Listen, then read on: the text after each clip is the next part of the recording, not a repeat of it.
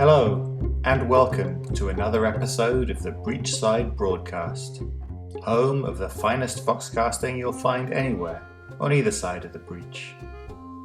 Rats are everywhere in Malifaux, as are children. The streets swarm with them.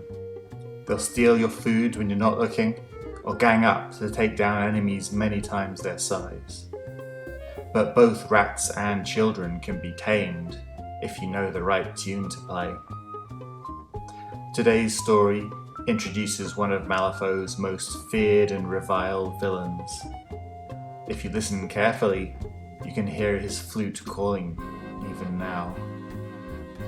I hope you enjoy this evening's story, right after this word from our sponsor.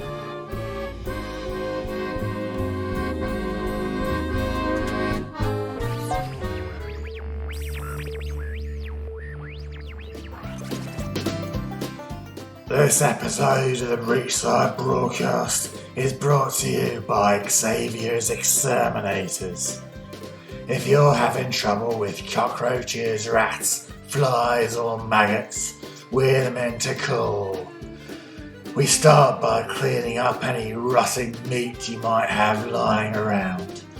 Then we cleanse the entire area with a lethal spray made from 100% Bayou moonshine. Finally, we light the place on fire to make sure the vermin are well and truly dead.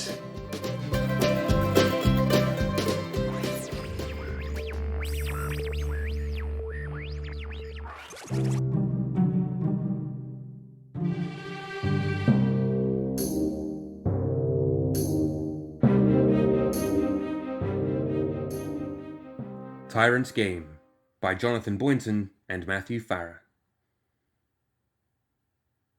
They called the building the Observatory. In the glory days of pre-human Malifaux, it had been exactly that. Later, it had been an empty derelict, then a lookout for the settlers from the new breach, then a shelter for the fetid breeding of resurrectionist plots, then a battlefield. Now it was a ruin, home to wreckage and vermin, and something that moved in the shape of a man. Hamelin the Plagued, would-be tyrant of Malifaux and all the worlds beyond, picked his way along the top of the wall. His foot in its rat-leather boot sank into each step with a soft squelch, as though it were not muscle wrapped around bone, but something softer, more yielding. His hands held up a long wooden flute on which he played a strange, slow piece, all minor keys and odd trills. His face was serene beneath the brim of his rat-catcher's hat. Well, not his. And strictly speaking, it had never even belonged to a rat-catcher. It was a copy of a memory of the thing that a rat-catcher had once owned. The ridiculous little scrap of an entity that the tyrant had poured himself into, for want of a better vessel. It was a shape that the tyrant, to his own surprise, had grown used to. And each time he had to reconstruct a body, it was the body of the little man. With a few refinements befitting its new occupant, of course.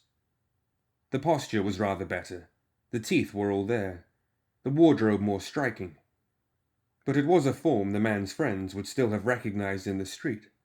A thought that amused and offended the tyrant by turns. Well, there would be better vessels soon. Once he had the etheric lock in his hands once again, he could wind the magical fabric tight, tear it loose, and burst free to drink in the tides of power he could feel surging around him. The whole world would be his vessel. He would wear entire dimensions of existence the way he wore this sack of flesh, and rule their peoples the way he ruled the vermin that filled the animated carcass. That power was the prize. The end of the Tyrants Game. And Hamlin was here to make the opening moves of the new round. As he moved over the rubble, his music similarly picked its way over a layer of scuttles, scratches, and squeaks. Hamlin's vermin army followed him and sang back to him. Every time a stone or joist slid under his foot, a flood of tiny bodies bore it up again, so that the tyrant could not take a misstep. Hamlin walked in a spiral, orbiting into the open pit in the middle of the collapsed ruin. He could hear his rats squealing with excitement, pushing something along with their snouts. Around the embouchure of the flute, his mouth twitched in a smile, but he did not hurry. Finally, Hamlin knelt at the edge of the pit, clumsily, as though his legs had no joints, but were simply bending where their owner more or less remembered knees to be. Something gleamed at the bottom of the pit. Hamlin smiled again and began a new tune, sliding up and down octaves in a strange cadence, bringing the silver box floating upwards on a tide of insects and worms. Grinning, Hamlin grabbed the device. Such a small thing, such an old thing, such vast implications. An investment of power and time that no one but a tyrant could understand. All that was needed was... Hamlin's fingers scrabbled at the box, clumsy first from inattention and then from rage. One side had been bashed in by a falling stone, so deformed that it would not open. The tyrant snarled, and all around rats snarled with him. Carrion beetles flexed their mandibles. Maggots and millipedes convulsed. He finally tore back the lid, promising himself the mechanisms would not be broken. He was Hamlin the Tyrant. They would not dare be broken. They were broken. Hamlin screamed with fury, and all through the city dogs whimpered and cowered, horses shrieked and reared, cats hissed, rats snarled and clawed and bit. They were broken. Hamlin shook the box, rattling the smashed wheels and spindles. He had re-entered this world while his rival tyrants were still crippled and out of the game. Some dormant, some too befuddled and forgetful to play, one enslaved to a child of all things. The device would have made his advantage unassailable, made him the tyrant of tyrants. Junk. Useless. Hamlin raised the box in one hand, ready to smash it back down into the pit before he checked himself. It was an indignity. But a tyrant shrugged away indignity. The device was a made thing after all. He knew that better than anyone. What was made could be remade. None of the other tyrants owned so much as a broken device. The advantage was still his. Hamlin picked his way back out to the observatory wall, sat down on it and began to play again. A sing-song refrain, like a child's skipping rhyme. It didn't take long for the lanky little form to emerge from the gloom. The boy was scrawny and ill-dressed, but he walked quickly and purposefully to where Hamlin sat, tilting his head as though there were something at the limit of his hearing. He picked up the device from between Hamlin's feet without ever looking at the tyrant directly, turned on his heel, and walked away into the city. Hamlin's music never wavered. His will didn't relax its commands until well after the boy had vanished from sight.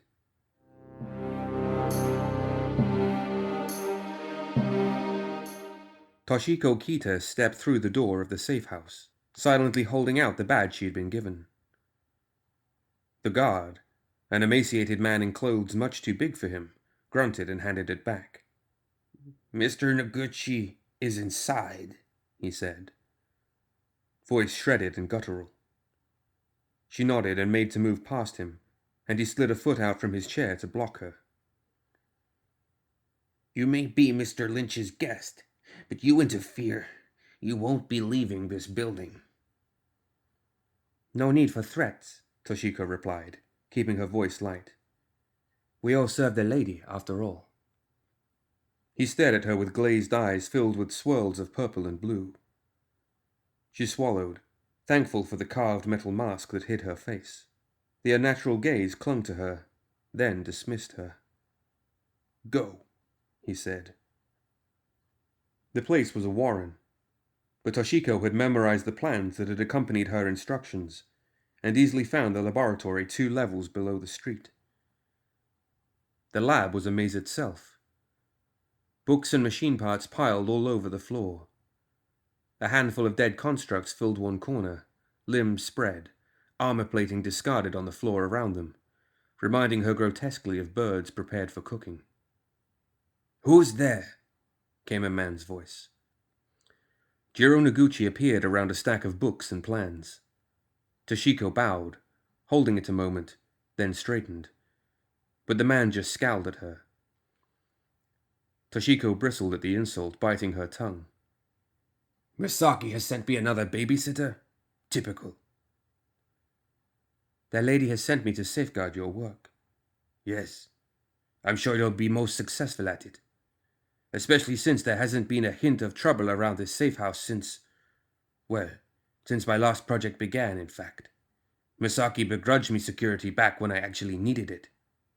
Now things are quiet, she sends me a guard? Or is this why she didn't bother sending me a very good one?" He gestured to Toshiko's left hand.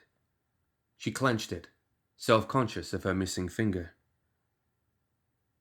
"Don't interfere with my work, Torakaji. Go away.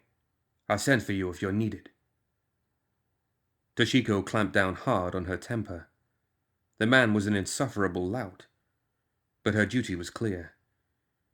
She would not fail. Not again.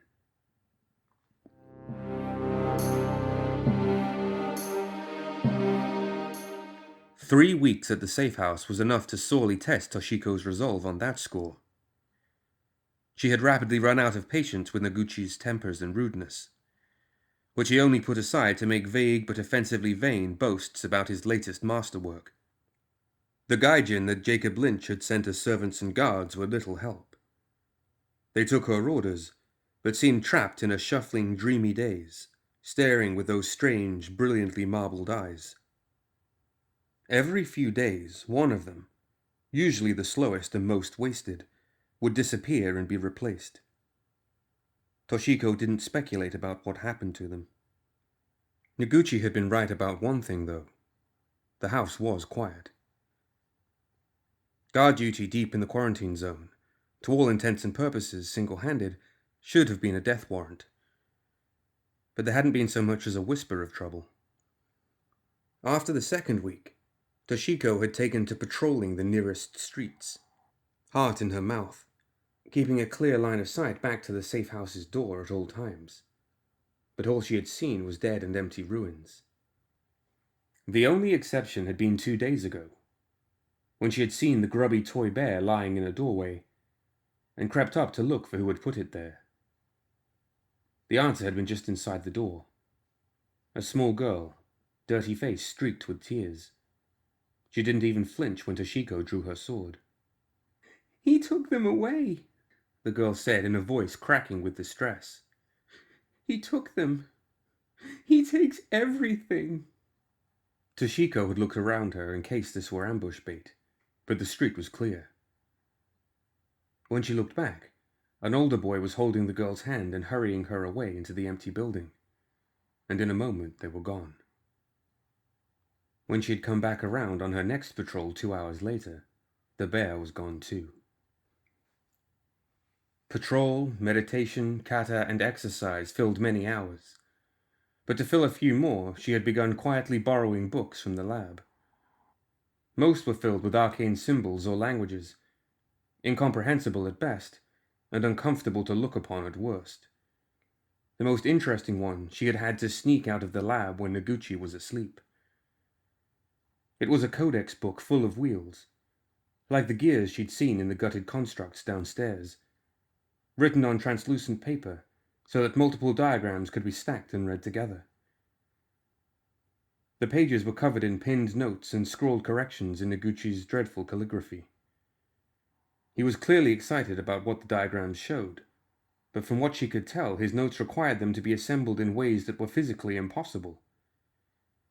Many of the annotations were angrily scrawled out and replaced with others, some of them without even being completed. She supposed that explained some of the man's bad manners. He was racing to keep up with ideas that were tumbling through his brain faster than he could apply them to his machines. or even write them down. Duty, she reminded herself. The lady was the one who saw the value in Noguchi's work and gave him a house and a laboratory and, well, Tashiko. That was all she needed to know.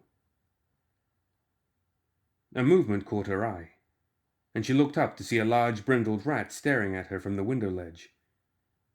It remained motionless as her hand stole up to the harness at her shoulder, and then ducked and tried to run as she suddenly half stood and twisted.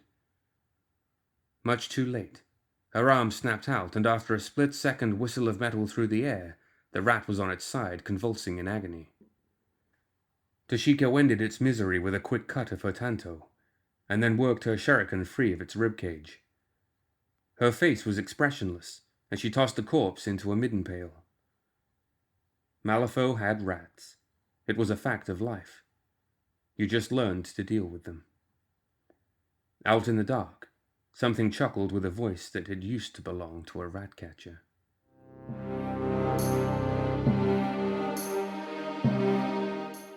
In the dream, Tashiko was running toward the safe house. Sometimes the leg she was running on seemed to be her own, and sometimes she was lower, chin almost at the cobbles, with 4 bare feet flurrying beneath her. She heard a flute playing and children's voices, laughing and crying. He takes everything. He was watching. Tashiko didn't know who, how, or why, but the thought had the instant certainty of dream knowledge. He was watching. She scurried between the ankles of Lynch's guards, who in this dream were no more than skeletons wrapped in richly colored flames. She ran through doors as a human, flew down stairwells as a fly, skittered along corridors on rat feet toward wheels. Turning wheels. Turning gears. Toshiko snapped awake, straight into nerve-twanging alertness. The house was silent. The lightless night of the quarantine zone pressed in against the windows. But Tashiko had sworn that even after she'd woken she could hear turning gears. Slipping on her weapon harness and fixing her snarling mask over her face, Toshiko moved.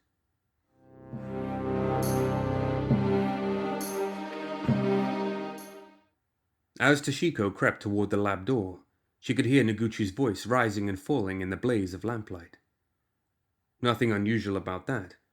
The man could conduct animated conversations with himself for hours, but he didn't seem to be doing that now. The rhythms were different. Of course I did it. I am good at what I do. How else do you think I've wrung such resources out of that sour bitch Misaki? Tashiko didn't so much as frown, but somewhere in the back of her mind, the disrespect to the lady was recorded and filed for later. Yes, all right. I owe you a debt too, Noguchi went on. Of course I am grateful for you guaranteeing no interference about my work. That's been a blessing. Even if I've had to keep Lynch's dregs and that clueless 9-fingered Torakaji oaf around for show, Misaki still thinks she's in control. Toshiko's knuckles whitened around her sword hilt. But that's why I need to keep it here. Where else can we develop it in such security? All my machines are here. We're provisioned and guarded. No, I acknowledge that it is your possession, sir, but I think it's still... Yes, of course, the wheels are complete. Key? I don't know what... Noguchi's was still the only voice she could hear. Tashiko had sharp ears, and she could not hear any other voice in the lab at all, just that faint metallic sound. She looked through the doorway. Noguchi was talking to a rat. It sat on a little ziggurat of books, utterly fearless, looking levelly at the man. Its paws were laced in front of it, and its head tilted from side to side as though it were considering what it was hearing. Now it was Noguchi's turn to seem like he was listening. He raised a hand, started to speak, stopped as though he'd been interrupted, nodded in acquiescence. He was deferring to it like a superior. She thought back to Noguchi's words about what he wanted the lady to believe, and saw no reason to hesitate. Tashiko stepped into the room and skewered the rat with a lunge of her sword. It writhed as she lifted the blade in a Gaijin fencer's salute. Then she shook the dying creature to the floor and stamped its skull flat. Noguchi gaped at her. Why did you do that? Why? I didn't want to get blood on the books. I know how valuable some of these are. Noguchi spluttered. Not the cut, you brainless Katanaga grub. What possessed you to defy? He stopped and swallowed the words. Tashiko's sword was sitting against the side of his neck, just waiting for a throat-opening flick of her wrist. Spare your breath. I should have suspected your treachery to the lady when I heard how disrespectfully you spoke of her. But I overlooked it, because my orders were that protecting your work was paramount. My work? Yes, so. Noguchi gulped. So you must allow me to go on. Tashiko shook her head. I heard you haggling with whoever you think your master is now, she told him. You were pretending your work was incomplete. Your master was not so convinced, apparently. All that's missing is a key. Am I incorrect? You don't understand. I understand enough. Your work is paramount, and your work is complete. Tashiko turned her head, scanning for the source of that metallic sound. Ah, here we are. She flitted to his work table and plucked up the little silver box. She could feel a faint, fine vibration from it. Time to be on our way to report your success. You don't know whose displeasure you're courting so recklessly, Noguchi sneered. Lob off all the rest of your fingers if you like. It won't be enough to placate him. And at that moment, the music began.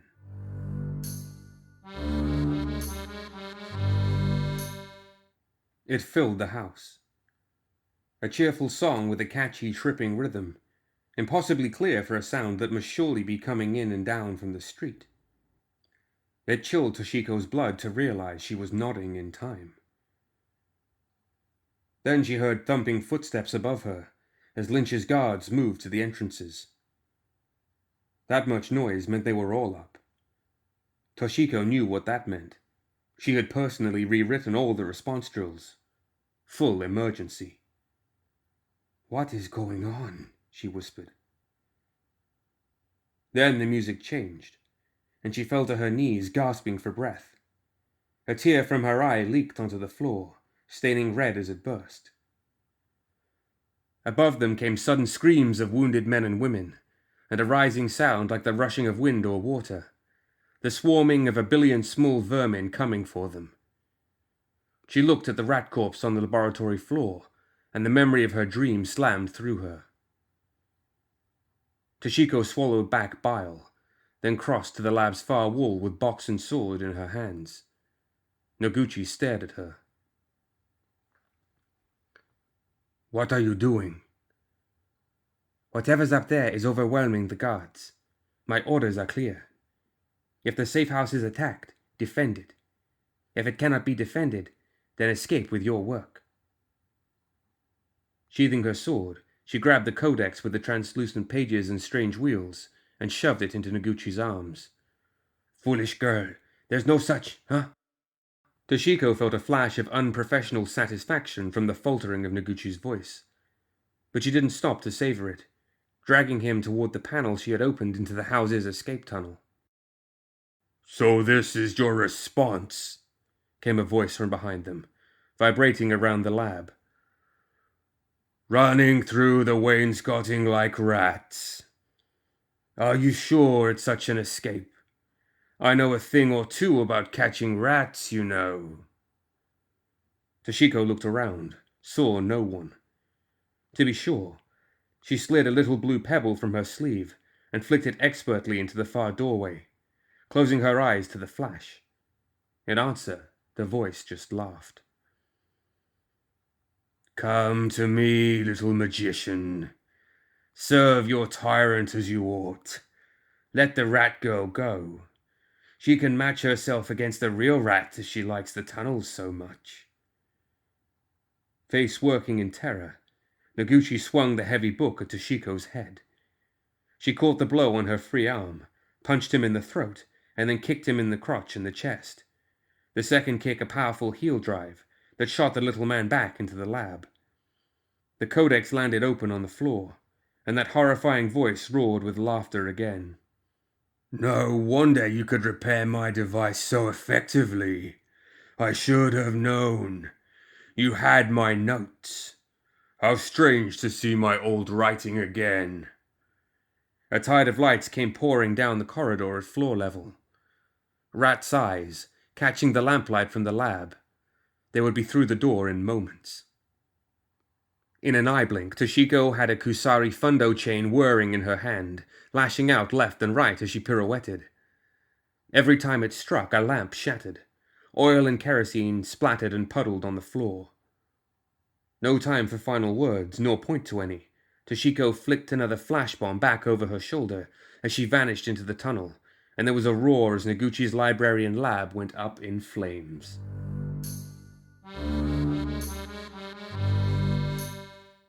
In a street-front room 3 buildings up and across the road from the safe house, a flagstone trembled, then flipped over as a grunt of effort came from underneath it. A moment later, Tashiko wriggled up through the gap, limber as an eel, and pushed the stone back into place. The tunnel could have taken her a lot further, but she had remembered that voice's words about rats, and her dream. Tashiko was perfectly at home in darkness, and it had been simple work to find the nearest ladder up out of the tunnels. Now all she had to do was... And then the music had her again. It was a slow, elegant tune, hanging in the street like fog, somewhere between the soothing notes of a Nipponese flute and the fussy, over-elaborate melodies the Gaijin favored.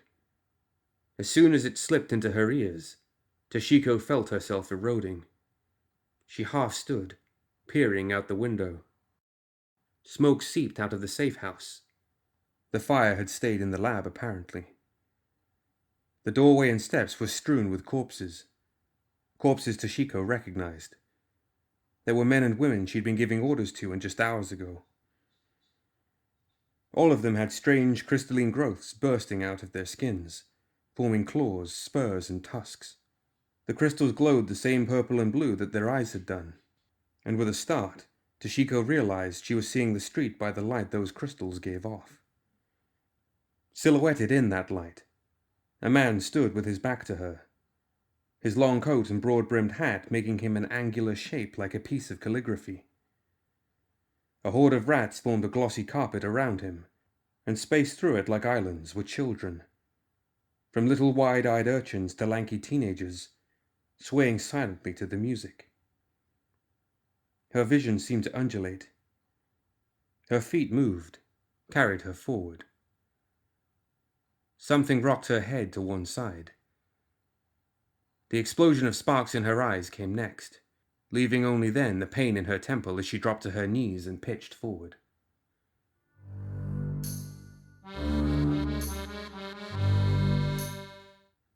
Tashiko didn't think she'd been completely unconscious. She had been dimly aware of small but determined hands dragging her through the house by the ankles. It took her longer than she liked for the dizziness to go away, but finally she sat up on grimy floorboards, looking at the circle of solemn little faces studying her over a candle flame. "Well, I'll be damned." The phrase sounded curiously wrong in a child's piping voice. She looked over at a face she recognized, the boy from the house days ago. The little girl knelt alongside, clutching her dirty stuffed bear. "We had to hit you," he said. "We could see the flute happening to you. Had to stop you." Tashiko blinked, processing that. Looking around the circle again, she noticed a couple of the children still had twists of rag stuffed in one or both ears. "He's in your house now," the boy said. He went in after we hit you. We've seen him before. Were you working for him or watching for him?" "Don't work for him," Tashiko managed. It took her a moment to form the answer in English and remember how to pronounce it, but the boy seemed satisfied. "He's been around for ages. Dunno how long. He and his rats, watching your house, all the time." Tashiko thought back to the conversation in the lab. The man with the flute had been somehow keeping the other horrors of the quarantine zone away from the house. What could do that with such apparent casualness? "Who is he?" she asked, and the boy spat. "He's a monster," cried the little girl, glaring and sniffling over her bear's head. "He took away our friends. He takes everything." The children clutched each other. Tashiko looked around at them all and wondered what to say. The boy helped her out. "What's this?" he asked, and held up the little silver box. "I seen you, kingdom folk. This doesn't look like anything of yours." "It's not," she told him. "It belongs to the man who took your friends. I don't know what it is, but it's very important to him. And if you give it back to me, I am going to use it to hurt him." Tashiko pushed her mask back to let them see her smile. And after a moment, the boy and the girl smiled back at her.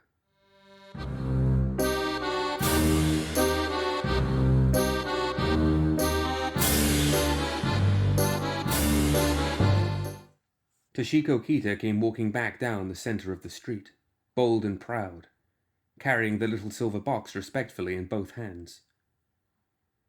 It reflected the last of the dimming light from the crystal tumors that had erupted from Jacob Lynch's guards.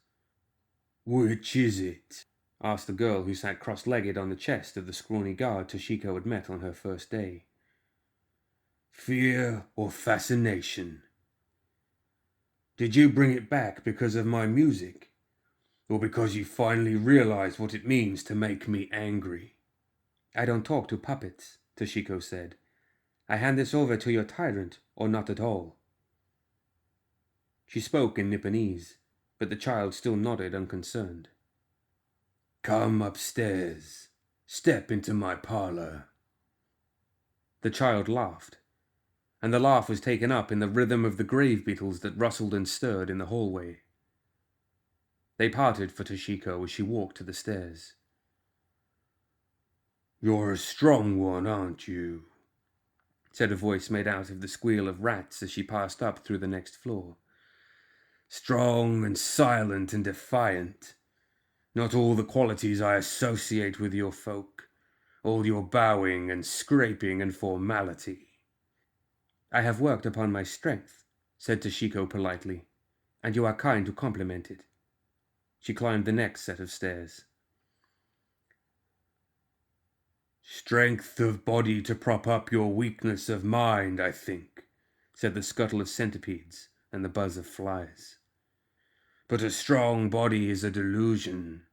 A healthy body is an incomplete work. A blank slate waiting to be written on in the calligraphy of contagion. What is your calligraphy like, I wonder?" "I humbly suggest that it suffices," Tashiko said, and then there were no more stairs.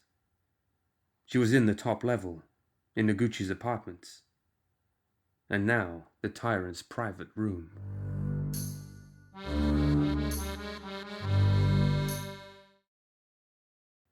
Noguchi stood, rocking back and forth in the corner, his back to the room. His hands hung by his sides, and Tashiko could hear him giving a ceaseless keening moan. From him, her eyes passed over the codex perched on a lectern of piled-up insects, and finally arrived at the corpse gaunt and grinning face of Hamlin the Plagued. One eye was a roomy white ball, the other a glittering black until the beetle that had been sitting in the empty socket tumbled out. "So a little mortal girl spoiled my plans, and a little mortal girl is repairing them. So good of you." He held his hand out. It would have troubled me to have your friend put together a new device from first principles. The creature glanced at its codex. Even though he has my work to refer to. Toshiko didn't answer. She was looking between the three of them. The tyrant, the traitor, the book.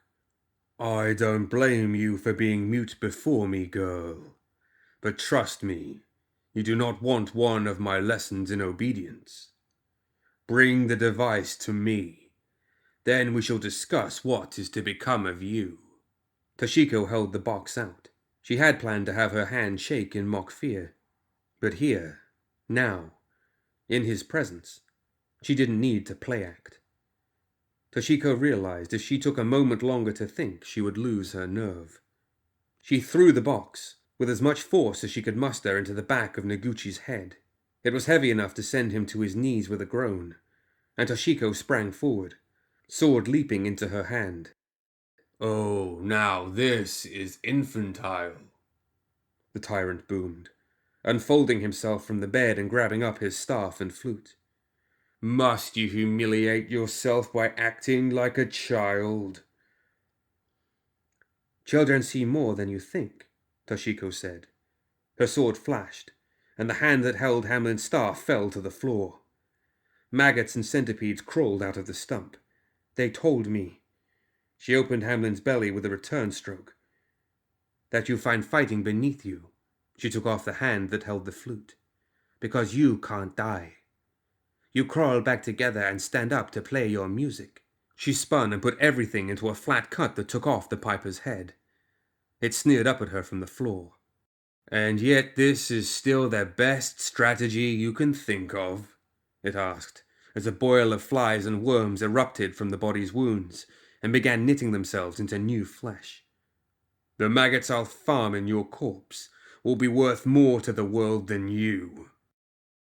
And they told me, Toshiko said, that putting yourself back together takes just long enough for... And she finished the sentence by ramming a fistful of flash bombs down into the tyrant's open neck hole. The head bellowed in anger, spewing beetles and flies out of its mouth like half-chewed food. Tashiko felt the vermin clogging his body try to grip and bite at her hand, a foul, writhing envelopment. She yanked her hand out, trading a confetti shower of plague pests, and was diving for the codex when the bombs went off. They were designed for flash, smoke, and noise, not destruction. But there were enough of them to do the job. The tottering body was peeled open from the waist up, collapsing in a puddle of shattered chitin and splattered ichor. From the stairs came the rattle of innumerable claws. The rats. Punishment. Tashiko gave the snarling head a vindictive kick and snatched up the codex, leaping up and away from the carpet of vermin that tried to swarm up her calves, landing close to the slumped and groaning Noguchi. You deserve worse than this, she told the back of his head. Be thankful. A thrust of her sword and his groans turned to gurgles, and then she turned her back on him. Tashiko had memorized every escape route from the house. She knew exactly which window shutters would give way to a good kick, and which neighboring rooftop she could land on safely in the dark. As the tide of squealing rats and shouting children reached the apartment, she was gone across the rooftops with the codex under her arm.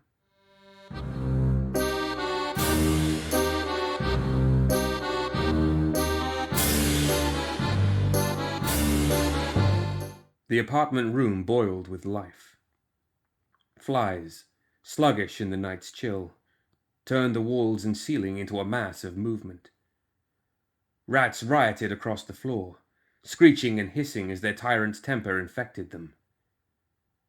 In the corner, Noguchi twisted under a heap of crawling filth.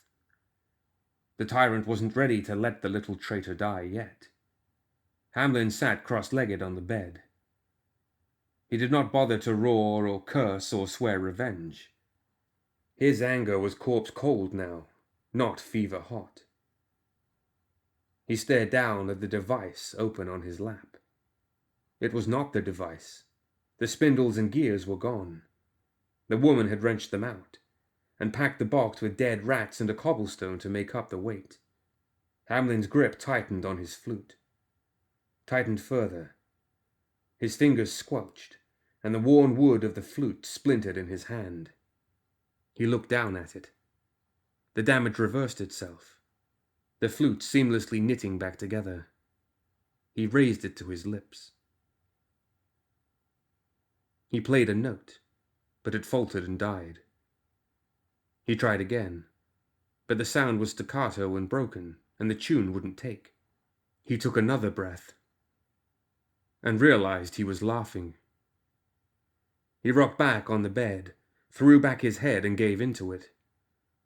The laughter boomed out of him, shook his lean frame, catapulted grubs and spiders out of his mouth and through the air. The Tyrants Game had resumed, and only now he realized how much he had missed it. Such twists, such slipperiness. To think that he had been anxious to have done with it and move on. Hamlin's laughter echoed into the night. This game promised to be good.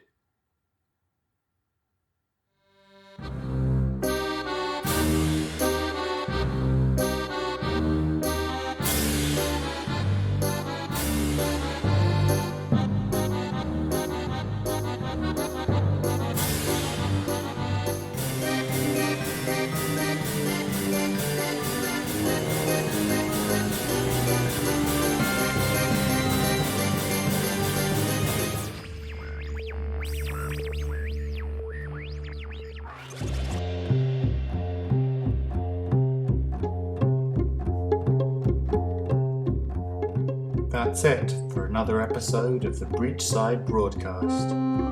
Join us next time for more Tales of Malifaux.